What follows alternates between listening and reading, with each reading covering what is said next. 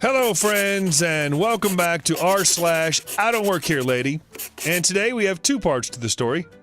I don't work, go to school here, dude. Part 1. A bit about me. I've always had one of those faces that doesn't indicate my age. At 16, I easily passed for 18 to 21, much to the delight of my obviously not legal for booze and smokes friends. At 30, I was often mistaken for being 17 to 20. Even now, in my mid-40s, I have to haul out my ID to prove that I'm not inflating my age for some stupid reason. Also, I'm rather visibly tattooed. I have between 17 and 23 tattoos currently, depending on if you count my back piece as 1 tat or 7. Most of my ink is easily seen if I'm wearing a tank top and shorts. I usually have my hair dyed medium to dark blue as well. The first of these stories happened in 2005, so at the time I was in my early 30s. You're not a high school student? Want to go on a date? The year is 2005. It was a time of innocence. Halcyon days before the horrors that were to come. Sorry, couldn't help myself. At the time I was putting myself through school. I was attending the oldest mortuary college in the country, which shared space with the welding program at the local community college in a Milwaukee suburb. All the potentially flammable stuff in one building, I guess. I was also the bassist for a metal band and dating a guy in a different band who were all located in Chicago. That meant that on Wednesdays I'd get out of class, drive to Chicago, about an hour and a half one way, give or take traffic, have dinner with my boy if possible, go to rehearsal until 10 or 11, then drive home to Milwaukee and pass out so I could be back at class the next morning by 7:30 a.m. My class schedule was normally full days Monday, Wednesday, Friday, with one early class Tuesday, Thursday, so I worked Monday nights and Tuesday and Thursday late morning to night. I loved school holidays that fell on a Monday or Friday because that meant I could head to Chicago late Thursday night after work or head home early afternoon on Mondays before work and have extra time with my boy. Occasionally, there was a rare Monday when my degree classes were canceled as there were only 2 professors teaching the entire program, and they sometimes had to take days off in order to attend continuing education classes. In Wisconsin and Illinois, you're required to attend 24 credit hours of CE every 2 years in order to keep your license current. This happened on one of those rare prof-related days off. My boy's apartment, located half a block away from a school, I think it was a middle school, 6th to 8th grade, or a high school, 9th to 12th. I honestly never paid that much attention, as school was almost never in session when I was there. This usually meant I could ignore the Monday to Friday parking restrictions next to the school. On days that school was in session, parking on that street was not allowed between 2 and 5. Again, not usually a problem, as I had to leave Chicago by 2 o'clock at the very latest in order to get home and get to work on time by 5 o'clock. This particular Monday, I was running a bit late due to some impromptu sexy times when my boy had come home for lunch. He ran his own business so he could take lunch as long as he pleased. He went back to work while I took a quick shower, grabbed my stuff, and headed out. I'm walking very quickly to my truck, which is parked next to the school, with my backpack and messenger bag over my shoulder, my bass and sandals in my hands. I was wearing Daisy Duke shorts, a handkerchief top that tied around my neck and across my back like a swimsuit top. So all my ink is clearly visible, and I'm carrying my sandals as it was a beastly hot day and I hate wearing shoes until I have to. I was hoping that I hadn't gotten a ticket already. It was 2:10 and they were usually waiting to write tickets at like 1:59. My bass is pretty long. It's a Schecter Extended Drop B Devil Tribal bass for the gearheads, and the only case that it will fit in was a long coffin case, 4-5 feet or so. It's pretty noticeable, to say the least. Lastly, I never walked past or entered school grounds. So before all of this starts, I am 1, very noticeably covered in tattoos, 2, wearing clothes no school would ever allow during classes, 3, walking towards the school, not away from it, 4, getting into a truck with very obviously not Illinois license plates, and 5, carrying things that are not standard for a middle/high school student to be carrying. I get to my truck and see with relief there's no ticket. I put my bass into the back seat along with my backpack, put my messenger bag in the passenger seat, and I'm walking around to the driver's side when I hear, "Hey girl, what do you think you're doing?" I ignore it because A, I'm already running a bit late, B, they will ticket you if you're standing next to but not actually in your vehicle, and C, there's no reason anyone would yell at me like that. Or so I think. I open my door and am about to get in when someone grabs my arm and spins me around so my back is against my truck and I'm facing them. The following conversation ensues. Skeezy security guy, SSG. Me, running late and annoyed. SSG, what exactly do you think you're doing? Me, going home? SSG, class isn't over for another hour. Me, startled and not realizing what's happening yet, I don't have class until tomorrow. SSG, haha, very funny. No one's allowed to leave early. Me, what? SSG, nice try, young lady. I'm taking you to the front office so they can call your parents and tell them what you're trying to do. Note, at this point, my parents lived in Alaska, which is 3 hours behind CST. I always thought it was 4 hours, hence my reply. Me, dude, it's 10 a.m. where they are, and they couldn't care less what I'm doing right now.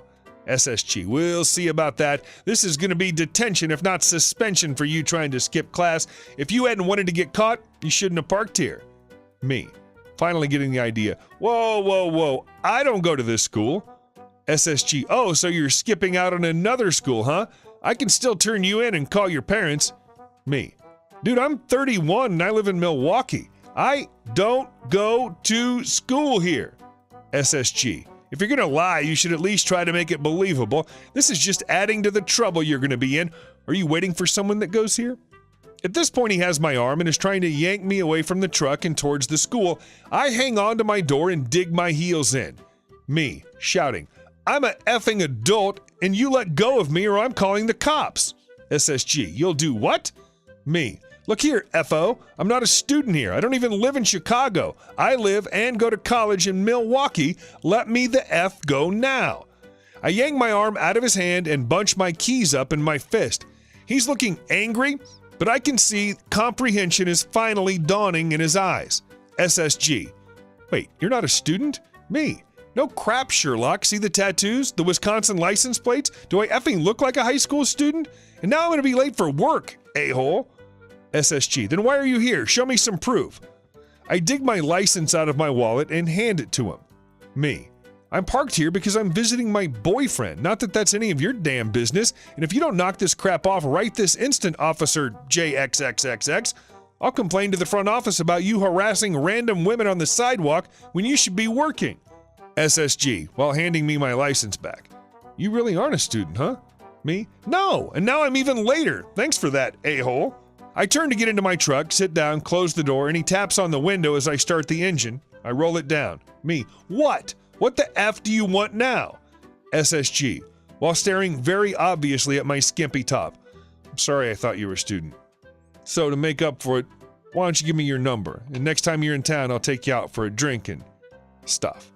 Me, what the F? Hell no. Ooh. I immediately throw my truck into gear and drove off. It took almost the entire way home before I stopped fuming about the whole thing. Luckily, I wasn't late to work, but I got there with just a minute to spare. After that, I only parked on the street if I was leaving by Sunday night. And the second part. This happened in late spring of last year. My high school-aged stepson was having a lot of issues transitioning from his old small farm community high school to his new big suburban high school. So I was at the high school once or twice a week to talk to his counselor, dean, teachers, etc. On this particular day, I was at the high school to talk to his counselor. It was rather hot, but nice out, so I decided to walk to Walgreens first, grab a Monster and some smokes, then head back around to the school for the appointment. I was wearing capri jeans and a tank top, no bag, purse, so the smokes were tucked into my front pocket and all my tattoos were clearly visible. I'd come in through the visitor door, gotten my visitor pass from the badge lady, and began to walk down the hallway to the other end of the school to the counselor's office. I didn't have a lanyard with a student ID, a requirement for all students at all times while on school property, just the paper pass stuck to my tank top. While I'm walking, the pack of smokes works its way out of my pocket and falls onto the floor. I was walking fast enough that I'd gone several steps past where it fell before I realized it, so I turned around, scooped the pack off the floor and stuck it in my back pocket, turned back around and kept going. I hadn't noticed the teacher coming out of a different hallway until won't listen PE teacher, PET, frustrated step-parent, me, secretary, SC, police officer, PO, deans, D1 and D2.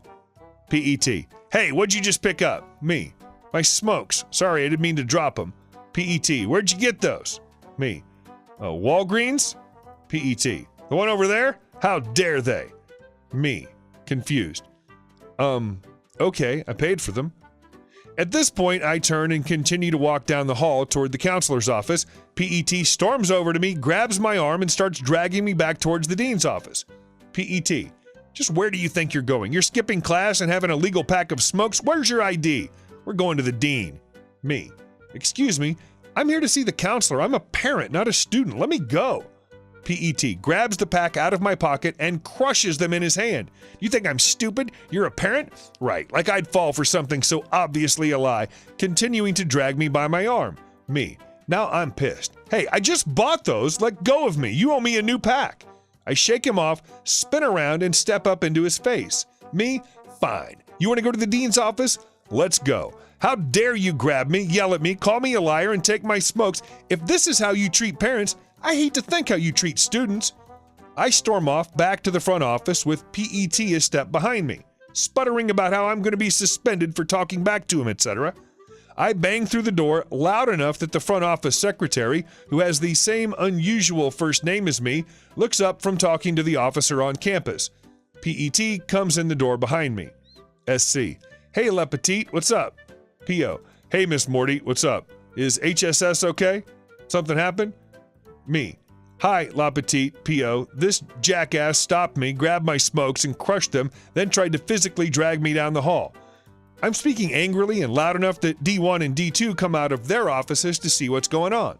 PET. This student was skipping class, had contraband on her, then talked back to me. Which one of you is her dean? Write her up. She's trying to insist she's a parent of all things.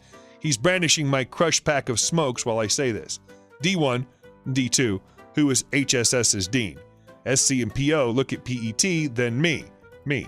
See? He grabbed me and destroyed my property. D1 turns to PET and slowly says, PET? She is a parent. She's HSS's stepmom. I think he's in your second period class. PET looks at PO and SC, who nod in confirmation, then back at me, still fuming. PET. Sorry. Me. And you owe me $8 for the pack of smokes, you trash. Now. PET flinches, takes cash out of his pocket, hands it to me. Me. Next time, maybe you should pay attention to who it is you're grabbing before you take their crap and try to drag them somewhere. I walk out and stomp to the counselor's office, still irritated. I found out later from PO that the deans dragged him into the principal's office, then yelled at him for a bit. Since then, every time I see him at the school, he turns around and walks the opposite direction. And I always end up talking to the other PE teachers during PT conferences. Hey guys, thanks for watching, and we'll see you in the next video.